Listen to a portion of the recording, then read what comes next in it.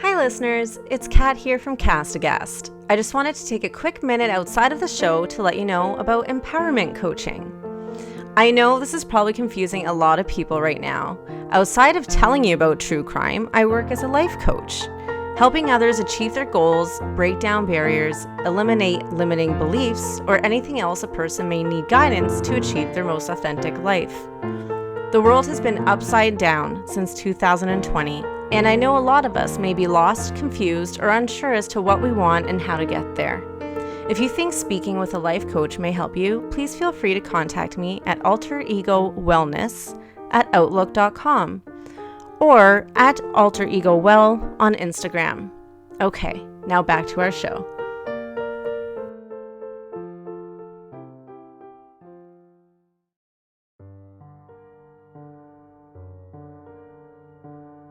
Howdy there, folks. My God. I just went through a really ridiculous fucking podcast with Kat, and I can safely say this is going to be truly fucked up, and I hope you enjoy it. Strong recommendation for strong booze. Today we got toilets, KFC, or if you're French, KPC. Is it Kate? It's Kentucky Poulet Chicken. No, it's KP. Whatever, I don't care. It's KFC. Everything in French is backwards, so Yes. it'd probably be like Poulet, Kentucky. No, yeah, right. I think it's PKC or something like that. Anyways, all right. So we got toilets. We got KFC. We got a dog named Bleep. And we got gay pubs. If you're thinking, what? It's just another season of 90 Day Fiancé. You're not wrong. Sounds like Big Ed. No neck Ed is up to some more trouble. Oh, poor What's worse than Liz? Natalie. Yeah. All right, folks. Oh, yeah, we hate Natalie. Yeah, she sucks. Natalie can eat shit. If you're listening, We hate you're you. a shitty person who needs to do better. Yeah. Fuck you, Natalie. No, we're actually going to be talking about Dennis Nilsen, the potty flusher killer. He doesn't actually have a moniker, but I think We just gave him one. I think you are seeing where we're going with this one. That's so fetch. Oh, fuck off. I'm John, And I'm Kat. and god damn it, this is Aghast.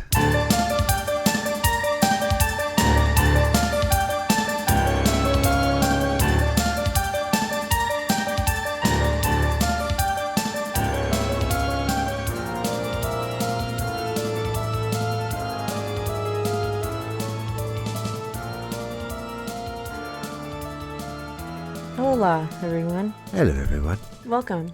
I'm already a beer man, and now I've switched to wine. All right, everybody, welcome to another episode of Aghast. Yes, welcome to another cast, Aghast. Another cast and another aghast. Yes, welcome to another episode of Aghast. Do you want to give us our disclaimer for today's episode? What do we got today? To keep it general.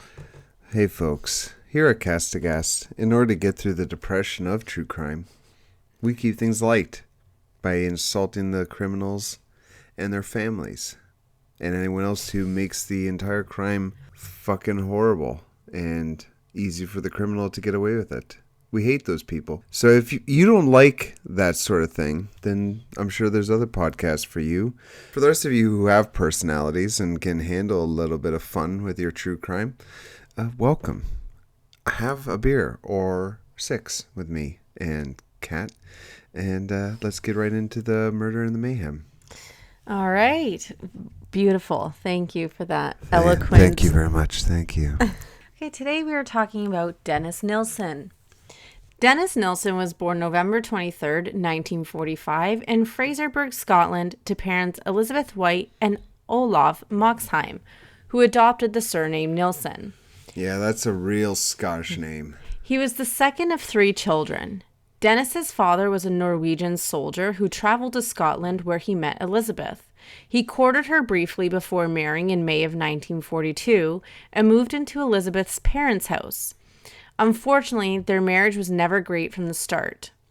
Olav remained occupied with his duties in the Norwegian forces and didn't spend much time with his wife or finding a home for them. After Elizabeth gave birth to their third child, Olav Jr., Elizabeth filed for divorce. Jeez, it took 3 children to file for divorce. Dennis was described as a quiet but adventurous child. He was particularly close with his maternal grandfather, and the two would take frequent long walks together along the harbors and beaches. Though Dennis was young at the time, he reflected back to these days later in life and said that this stage of his childhood was one of contentment. He also describes his grandfather as being a great hero and protector. Sadly, while working on his fishing boat in the North Sea, Dennis's grandfather died of a heart attack at the age of 62. His mother asked him through tears if he wanted to see his grandfather, which he said yes, and was taken into a room where his grandfather lay in an open casket. His mother said he was sleeping and had gone to a better place. Well, that's... I think I've shared with you my horrific story when I was like 9, when my grandfather passed away. And my grandfather was already much older than other grandfathers because there's just a very long story behind that. But he was an older man to begin with, so he looked like extra papery and like old looking when I was a kid, from my perspective, like as a kid. And I remember when we were looking at him in an open casket and my mom was just bawling her eyes out, and she told me to give my grandpa a kiss, and I kissed my grandpa on the cheek, and I just remember how horrific, like he felt like a plastic doll, you know. And I would never kiss a corpse. And my mother, guys, is like a great person, but I will always hold a grudge against her for making me do that. My Oma. Now, mind you, taking consideration that I never really had a relationship with my grandparents, out of no fault of their own, I just didn't have much of a relationship with them. But my Oma was dying in 2020, not from COVID. And we visited her for the last time because we knew she was on the way out. And she was totally like sleeping and farting and everything. And like my family of 4, we approach her, like my dad, my mom, and my brother. And she didn't even fucking look like herself. Like, she had gone fat in old age, which was hilarious. Like, oh my gosh. You know, usually people get smaller and skinnier and sick. And she got fatter. So it was funny. So anyways, so they all, like, in a line, in a procession, we approach this woman who smells like wet Band-Aids, who we haven't really seen in ages. Again, not her fault. You know, she had Alzheimer's. She didn't know who the fuck we were anymore. But we all approached this sleeping old woman, and my mom and my dad and my brother all give her a kiss, and I was so concerned that something would jump off her and infest me. You know, so I was just like, bye, Oma. You know. Just like, didn't you pat her shoulder or something? Yeah, like I touched her shoulder and it felt like a little bit cold and gross. You know? Oh my gosh. And it was fun is like, no one mentioned it to me, like, why didn't you kiss your Oma? Well, thank goodness, because I didn't want to. But I remember I was the last one out. And I remember as we're walking away, she started opening her eyes like she totally missed us. Awful. It doesn't matter. It doesn't matter. She thought like a fucking garbage receptacle was like a relative. Like yeah, she had dementia. She was completely out of it. Well, she was best friends with her bedpan. May our grandparents rest in peace. Yeah, so that's that. And they lived through our memories. Yeah, we're never gonna have kids, so at least we spared people that fucking weirdness. Oh my gosh! When we decide to go. I'm donating myself to taxidermy. Yeah. Okay. So the death of his grandfather affected Dennis a great deal, and as the years followed, he became more withdrawn and would often stand on the harbor alone watching the herring boats and would no longer partake in family activities. That sounds like the end of A Clockwork Orange. I know, yeah. You know, after he gets kicked out of his house, he's just staring at fucking boats. Yeah. While old bums are like, hey, you know, a bit of copper for you, governor. And then they beat the shit out of him. Yeah. His mother moved out of her parents' home and into a flat. She later remarried a builder, and they had 4 more children together. Dennis became resentful with his mother and stepfather as he believed the other children were getting more attention than he was. Though not a fan of his stepfather, he did respect him, and the family moved to Stricken in 1955. Stricken? Where the fuck is Stricken? Is it Stricken or Strichen? Who the fuck knows? Is that in Britain? Scotland. Scotland! Oh. Stricken! Around the age of puberty, Dennis came to the realization that he was gay. He was actually ashamed of this initially, as he believed that him being gay stemmed from a time that he once fondled his younger sister, and the boys he had crushes on resembled her. He was worried that this was a manifestation of what he felt for her. Jesus. Yeah. There's a lot to unpack with that fucking sentence. There was also another situation in which Dennis fondled his older brother, Olaf Jr., while he was sleeping. It seems to me that, are we getting to the point where he just likes fondling family members? You know, it's not about being gay or straight. It's about being related. Not too long after, Olaf began to suspect Dennis was gay and would bully him for it. At the age of 14, Dennis joined the Army Cadet Force. He was hoping the British Army would be the means of escape from his hometown, which he described as stifling and had limited things to do. Yeah, they only had like one cinema and a fucking IHOP, and that was it. Like, the dating scene was nothing. Dennis graduated school in 1961 with an above-average record. He loved history and art, but hated sports. Agreed. Sounds like you. Agreed. Fuck sports. Dennis enlisted in the Army in 1961. He wanted to be a trained chef, so he joined the Army Catering Corps in Aldershot, Hampshire.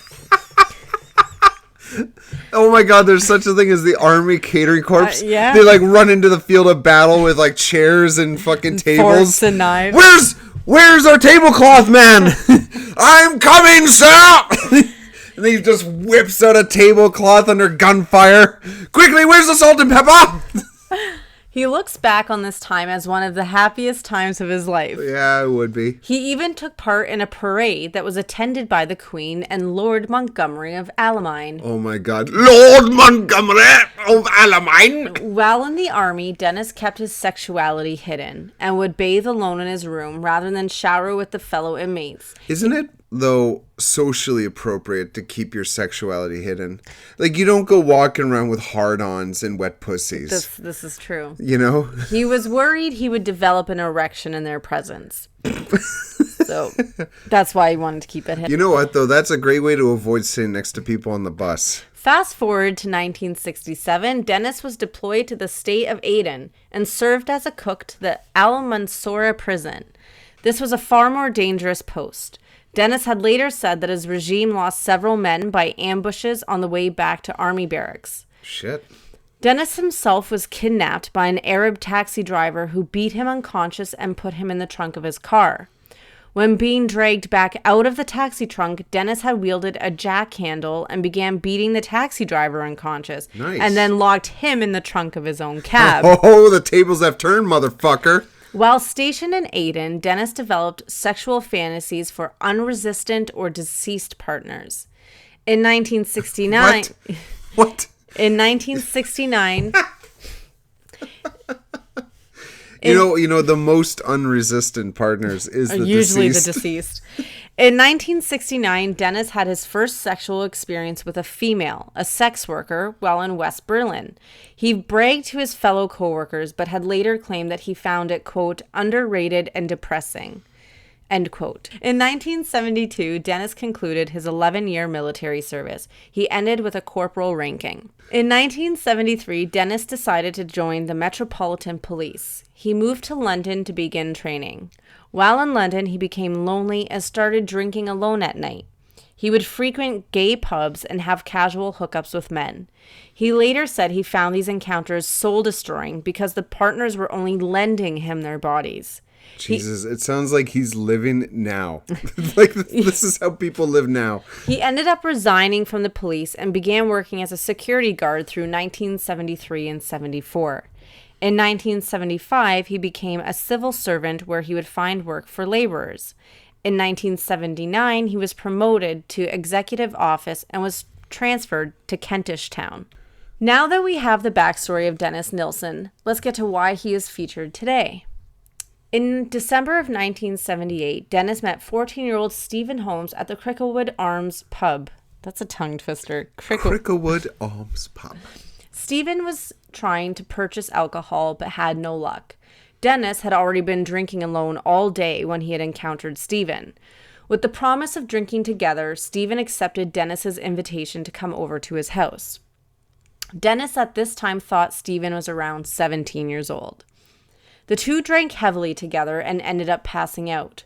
When Dennis woke up, he found Stephen sleeping next to him. He confessed that he didn't want to wake Stephen out of fear that Stephen would leave him. Dennis wanted Stephen to stay, whether he liked it or not. After snuggling with the sleeping Stephen for a while, he reached for a necktie, straddled Stephen, and began strangling him. After Stephen fell into unconsciousness, Dennis drowned him in a bucket of water.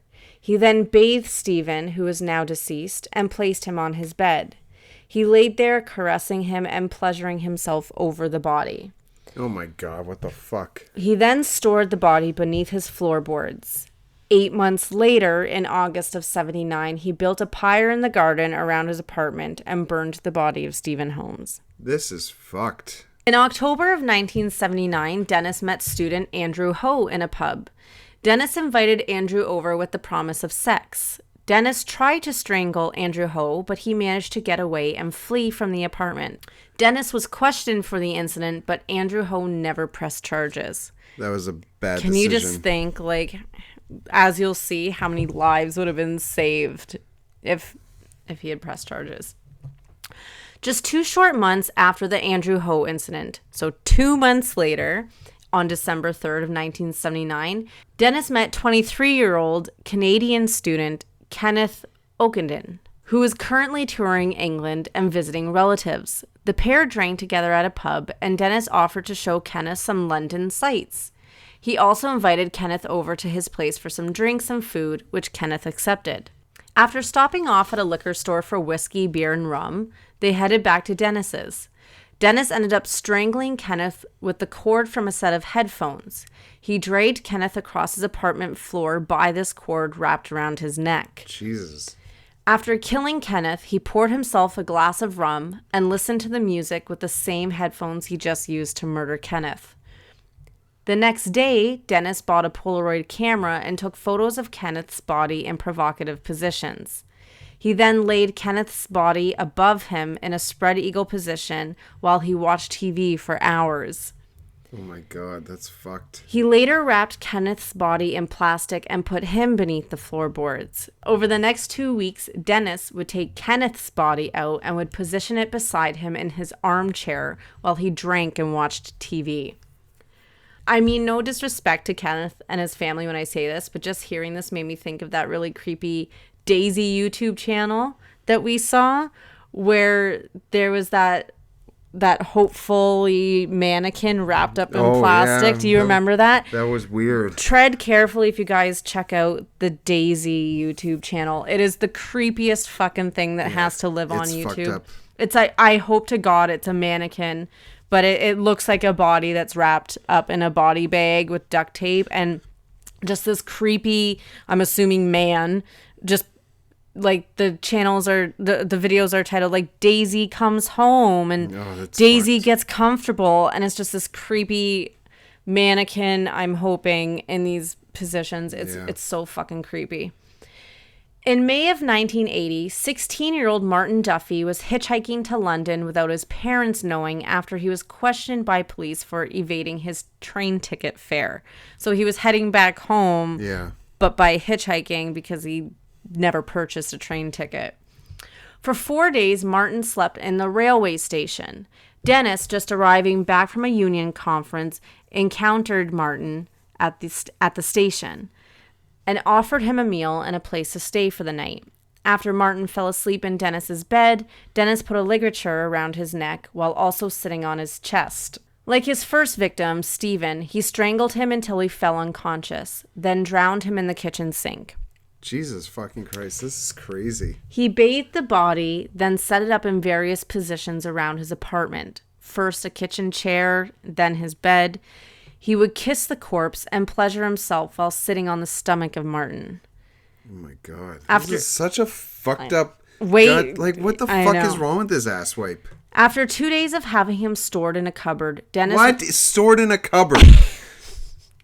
like next to the crackers and the cookies. What the fuck? How does he not, die from the stink of these dead bodies? Just wait. After 2 days of having him stored in a cupboard, Dennis moved him to the floorboards after he noticed signs of bloating. Bloating. Oh, God damn it, this is fucked up. Dennis met a few men after that, but refrained from any murders as he was running out of space beneath his floorboards. God. That's fucked. He did have an incident with a man named Toshimitsu Ozawa, a chef, Japanese, no shit, who ran after he saw Dennis coming at him with a tie. And another... That's usually what you do when I bring out a tie. Coming out with a tie. Do you think this pattern goes with plaid?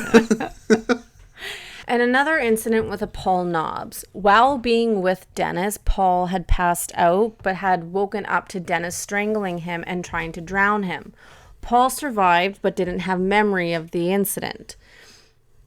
He did wake up feeling dizzy and with a bloodshot eye. After going to the hospital, they told him that someone had tried to strangle him. Toshimitsu nor Paul went to the police. In March of 1987, Dennis met John Howlett and invited him for a drink. After falling asleep in Dennis's bed, Dennis had tried strangling him, but John woke up and the two struggled. Dennis managed to strangle him 3 times into unconsciousness, but John wouldn't stop breathing. After the 3rd time, Dennis filled his tub and drowned John. Dennis dismembered the body, flushing the flesh and organs down his toilet and throwing his bones in the trash. What the fuck? Are you serious? He boned them and fucking chopped them up and flushed them down the toilet. Yeah. That's like a Lever 2000 thing. 2000 flushes. It would take fucking forever to flush someone down a toilet. Holy shit. Yeah. And that's 1987. They didn't have the... Well, I guess septic. The pipes we have now. Can you imagine if you had a low flow toilet? Oh my God. The shitty environmentalists fucking where have. it's a button for pee and a button for bowel movement. Oh my God. And then a button for humans. Sadly. Fuck, that's so fucked up. Sadly, just 2 months later, the same thing would occur to Carl Stoddard. He woke up to Dennis strangling him and then was immersed in his tub. Dennis sat Carl in his armchair. However, he soon realized that Carl wasn't dead because Dennis's dog Bleep jumped up and started licking Carl's face. And he knew Carl had to be alive because Bleep never interacted with the corpses. Now I do just want to. Why is his dog name is Bleep? I was just gonna say, I do want to say the dog's name is Bleep. I'm not. The dog's name is censored. The dog's and only just because this is a PG-13 podcast. His actual name is Cunt. He decided to perform CPR on Carl and told Carl that he accidentally suffocated in a sleeping bag. Carl fell in and out of consciousness over the next 2 days and would have dreams of Dennis strangling him. When asked about this, Dennis denied it, still blaming the sleeping bag. When he was recalling the part about the water, Dennis said that he had put him in the tub to help him recover from being in shock. He dropped Carl off at the railway station, saying he hoped to meet him again. They never met again. Of course not.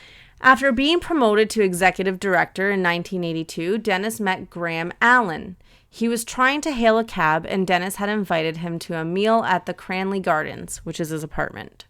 Dennis strangled Graham, but doesn't have any recollection of the moment he had strangled him.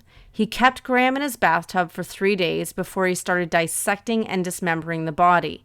He had to take off time at work to do this. January 26, 1983, Dennis met Stephen Sinclair. Witnesses say they saw Stephen walking with Dennis heading towards the train station. While at Dennis's apartment, Stephen fell into a drug and alcohol-induced sleep in the armchair. The two were listening to music together at this time. Dennis knelt in front of Stephen's sleeping body and said, quote, "Oh, Stephen, here I go again," end quote, and began strangling him with a ligature made from a rope and a necktie. Oh my God. After looking over his body, Dennis discovered bandage marks on Stephen's wrists that had deep slashes under them from a recent suicide attempt, which I found to be like the saddest thing. Holy fuck, no kidding. Like he overcomes the suicide attempt only to fall victim to this fucking asshole. In typical Dennis fashion, he bathed the body, applied talcum powder to it, and posed mirrors around the bed. He then laid naked beside Stephen's body while kissing the body, saying, quote, "Good night, Stephen." He would eventually dismember the body and flush the parts down the toilet. Where did you find this fucking guy? What the fuck is this shit? In February of 1983, Dennis complained to the landlord that the drains at his complex were clogged and that the conditions were intolerable. When responding to the complaint, a Dino Rod employee, Michael Catam, opened a drain cover at the Cranley Gardens apartments and saw that it was packed with a flesh-like substance and numerous small bones. Michael reported this to his supervisor. Michael met with Dennis and another tenant to discuss the substance that looked like human flesh, and Dennis replied with, quote, "It looks like someone has been flushing down their Kentucky Fried Chicken." Oh, for fuck's End sakes. quote. Imagine that is like part of the 11 herbs and spices. Ew. What? You know, human hair. Gross. And butt flint. When working on unclogging the drain, it was apparent that these were human bones, one being a hand. Oh my God. They notified the police right away. After taking the bones and flesh to a mortuary, a mortuary. Oh, I'm fading. After a sepulcher. After taking the bones and flesh to a mortuary, it was determined by a pathologist that they were indeed human and was even able to see the ligature marks on skin that would have belonged to a neck. Oh my God, this is fucked. Police questioned the tenants and learned that the top floor apartment where the remains had been flushed belonged to Dennis. They waited for Dennis outside his apartment until he came home from work. They said they were there to inquire about the blockage in the drains and asked him if they could access the apartment. When they entered, they were immediately hit with the smell of rotting flesh. So he was sitting in rotting flesh stench. Dennis started questioning them why they would be interested in his drains, which they replied that the blockage came from human flesh. Dennis, of course, put on quite a show, saying, "Good grief, how awful." He turned into Charlie Brown. The officer replied that he knew Dennis was messing about and wanted to know where the rest of the body was. Surprisingly, he calmly replied that they were in plastic bags in the wardrobe. Oh, he knew he was caught. When they went to it, there was an overwhelming smell of decay. Without opening it, they asked Dennis if there were other bodies. Dennis replied with, quote, "It's a long story. It goes back a long time. I'll tell you everything. I want to get it off my chest. Not here, at the police station." End quote. On the way to the station, the police asked if the remains belonged to one or two bodies, and he said 15 or 16, since 1978. Oh my God. Dennis made a full confession. He confessed that more remains were stored in a tea chest and in a drawer in his bathroom. He could only recall the identity of one, which was Stephen Sinclair. He confessed that he had killed 12 or 13 men at his previous residence and also had unsuccessful attempts. While searching his home, police discovered a torso, 2 legs, a skull, a section of a torso, and various bones. They also discovered bones in the rear garden where he had burned them. On November 4th, 1983, Dennis Nilsen was found guilty of 6 counts of murder and 1 of attempted murder.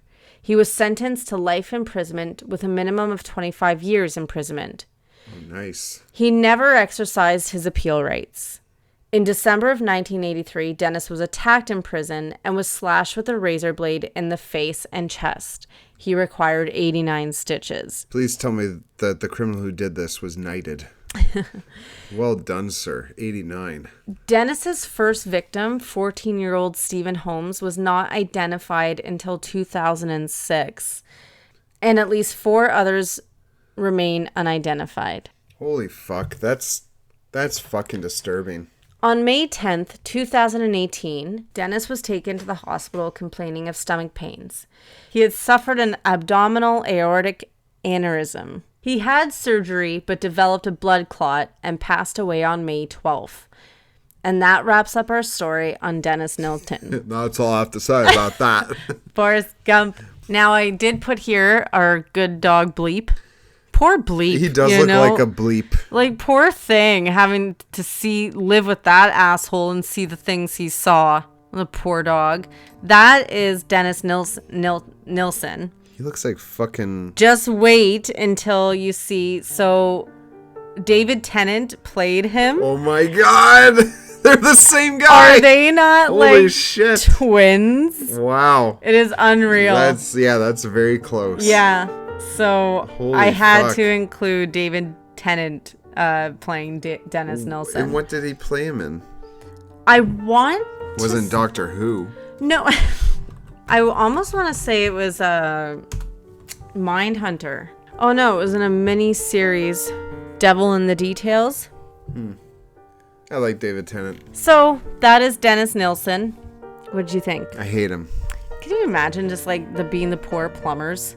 Did he get a moniker of some sort, like the toilet flushing killer or something? Not that I know of. Like, that is just beyond crazy. And this was British, eh? Like, this was a Scotsman. Yeah, he was Scottish and That's and fucked. then lived in London. And That's just fucked to that he make got a away full- with so much of this shit. And then just to make a full confession. Oh, you got me. Let me get it off my chest. I was feeling a little bit of guilt. I had to like get up and read in the middle of night because I was feeling a little bit guilty. In But the then I middle go, of night. This fucking dickwad. Yeah. I'm glad like he got slashed in prison. That was nice. This is gonna be a good oh yeah, and he got a good gnarly scar from it. Anyways, we will wrap it up here. Everybody wish John a happy birthday. Thank you. I appreciate it. Spend it in the workplace. All 4 of our listeners. Yeah, but we have no listeners. The sun is just hitting your blue eyes in the most beautiful way. All right, let's be done with this. I need to drink. And this Kraft dinner stain on your shirt really brings out I'll fucking switch my shirt after I have a shower and wash off the fucking depression. Thank you for joining us, everyone. We hope you have a wonderful day, week, whenever you're listening to us. Happy Easter or whatever the fuck you celebrate. And enjoy. Take care. Thank you and good night. Good night. You can check us out on YouTube at Catam Concoction. That's CATAMCONCOCTION. And on Instagram at cast_Aghast. Remember, there's a silent H.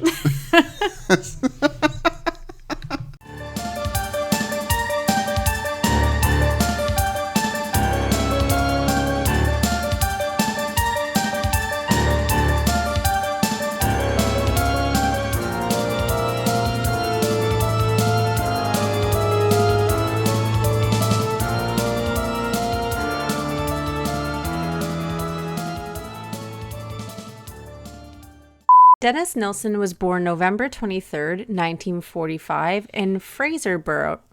In Fraserburgh? That's why, were you even paying attention? No, I wasn't, honestly. Okay, let's start over. Okay. The uniform was made out of track pants, so he was very concerned. No! Listen to the sentence, sweetie. In 1972, Dennis concluded his 11-year military service. He ended with a corporal ranking. Is that good? Yeah. It's not like colonel or anything. In 1970... I don't know shit. Kenneth Ockenden. I would say Ockenden. Over the next 2 weeks, Dennis would take Kenneth's... Over the next 2 weeks, Dennis... Blah, blah, blah. Try it again. And another incident with a Paul Nobbs, who Dennis... You don't know how to write, it seems. I gotta take a piss. Oh, do I have to pause anything or No. hurry up? When recollecting... What the fuck? Why can't you write today? Something happened. January... Blah. Michael reported this to his supervisor. Blah, blah. His supervisor. Mama, I would like a gift, please. Michael came... Why can't you say things to you can't write, you can't talk? Michael met with Dennis and another tenant to discuss the substance found and that it looked like human flesh. That's not what you wrote, though. Shut up. I'm doing this at work, so I get interrupted. After taking the bones and flesh to a Am I boring you? Yeah, you are. Oh, excuse me. Dennis started questioning them why they would be interested in his drains. Drange. Fuck off. I have a speech impediment. He had suffered an abdominal. Abdominal. It's a tough day.